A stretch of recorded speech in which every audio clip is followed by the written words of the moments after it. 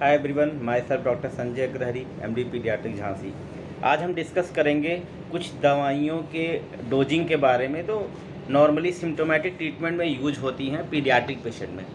जैसे कोई पेशेंट या वोमिटिंग लेकर आ रहा है तो कौन कौन सी दवाइयाँ यूज़ होती हैं। जैसे 2 साल से यदि 3 साल से बड़ा बच्चा है तो हम उसमें ऑन्डम यूज़ कर सकते हैं।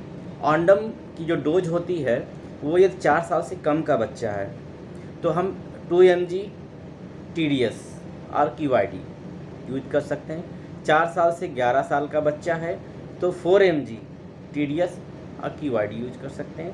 यदि 12 साल से बड़ा बच्चा है तो 8 mg TDS या QID यूज कर सकते हैं। यदि पेशेंट 3 साल से छोटा है तो ऐसे पेशेंट में हम डोमपेरिडॉन यूज़ करते हैं। डोमपेरिडॉन की जो डोज होती है वो 0.2 to 0.4 mg पर kg पर डोज होती है। ये TDS या QID में यूज कर सकते हैं। मैक्सिमम 80 mg यूज कर सकती हैं। अब देखने वाली बात है, इसमें एज के हिसाब से हम ड्रॉप यूज कर सकते हैं। ये छोटा बच्चा है, 1 साल से छोटा बच्चा है, ये तो सिरप नहीं टॉलरेट कर सकता तो ड्रॉप यूज कर सकते हैं। उससे बड़ा है तो हम सिरप, और उससे बड़ा है तो टैबलेट।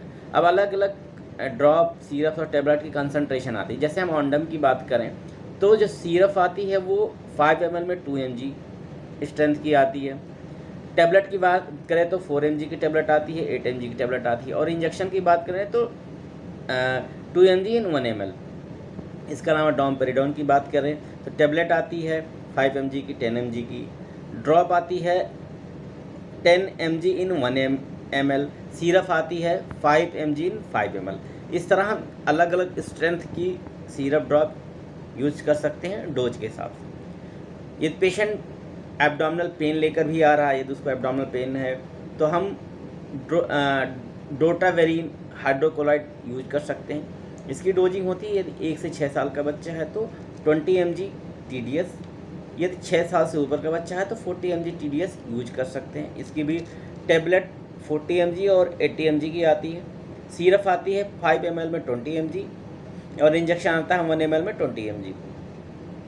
इसके अलावा एंटी एलर्जिक्स जो यूज़ करते हैं हम, जैसे मॉन्टेर LC है, जिसमें मॉन्टेलुकास्ट की बात की जाए, इसकी डोजिंग इसको हम लिवोसिट्रिजिन और मॉन्टेलुकास्ट ये दोनों हम 2 साल से ऊपर के बच्चों में यूज़ कर सकते हैं। जैसे 2 साल से 5 साल का बच्चा है तो हम मॉन्टेलुकास्ट जो यूज़ करते हैं वो 4 mg OD नाइट में या शाम के समय। 6 से 14 साल का बच्चा है तो 5 mg एक बार शाम को, और 14 साल से ऊपर का बच्चा है तो 10 mg शाम को। अब इसके भी अलग अलग आते हैं। जैसे टैबलेट की बात की जाए तो 4 mg का आता है, 5 mg का आता है, 10 mg का आता है।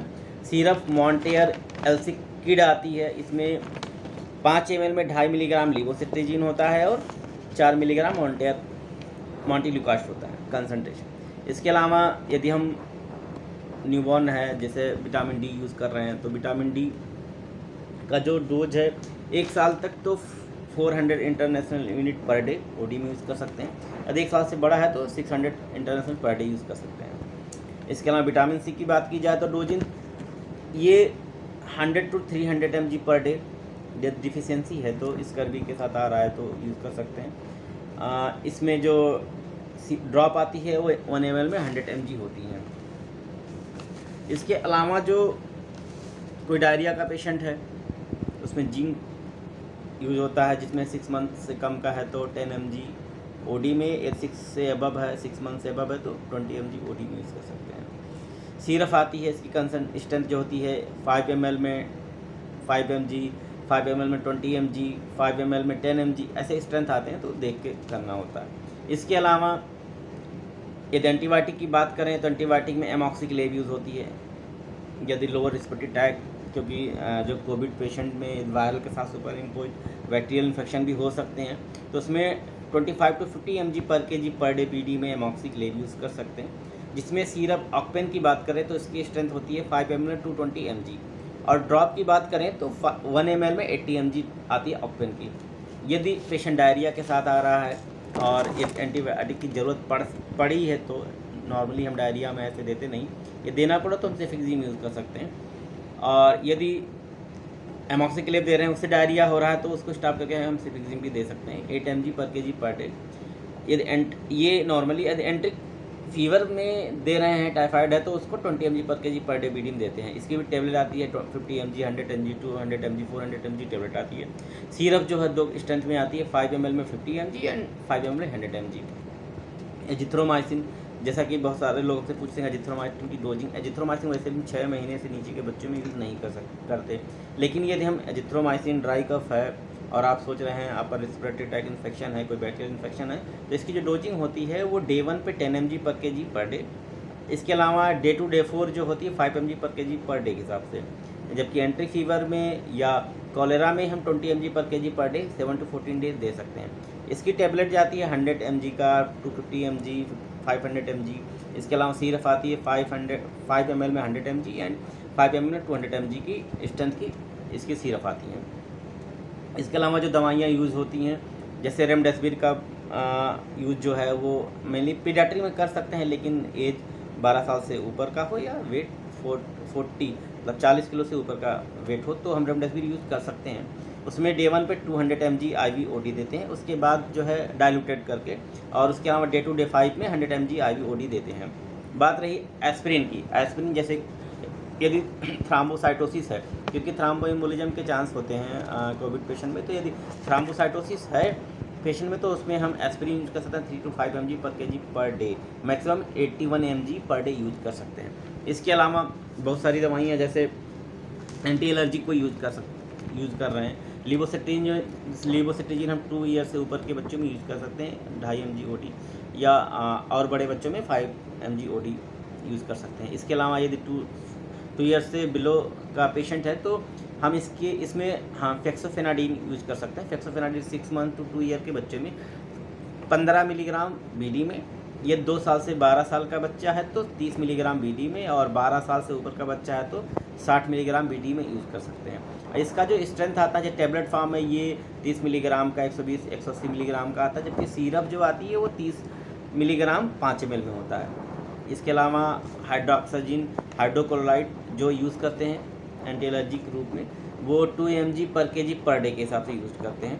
TDS या QID में यूज़ करते हैं। इसका जो एट्रैक्स एक ब्रांड नेम है, जिसमें आता है सिरप 5 ml में 10 mg, ड्रॉप में 1 ml में 6 mg, और टैबलेट 10 mg और 25 mg का आता है।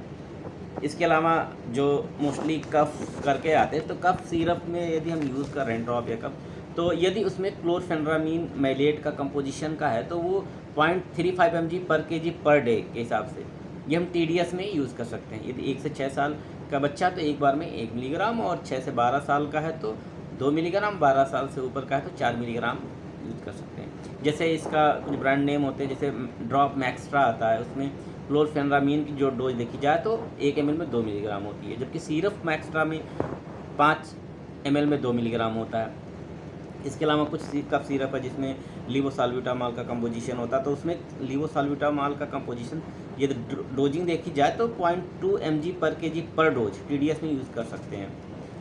इसके अलावा कुछ दवाइयाँ हैं, जैसे पीडियाट्रिक पेशेंट में सिम्टोमेटिक मेनली यूज़ होता है। कुछ दवाइयाँ जैसे एडल्ट में जो होती है, जैसे आइवरमेक्टिन है, टोसिलीजुमैब है, क्लोरोक्विन है, और लोपिनाविर है, अजिथ्रोमाइसिन, रिटोनाविर, ये रूटीनली नहीं यूज़ होती है कोविड-19 पेशेंट में, कि जैसे प्रोफाइलैक्सिस के तौर पे हम इसको यूज़ कर रहे हैं। रेमडेसिविर है, फ्लेविपिराविर है, ये सब जो है नहीं यूज़ करते हैं रूटीनली, इसका नहीं कोई यूज़ नहीं है पीडियाट्रिक पेशेंट में।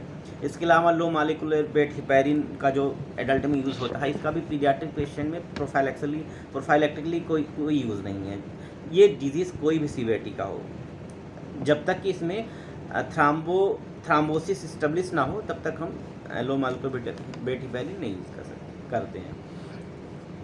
यदि और कोई क्वेरी हो, कोई पूछना हो, तो आप मुझे मैसेज कर सकते हैं। Thank you.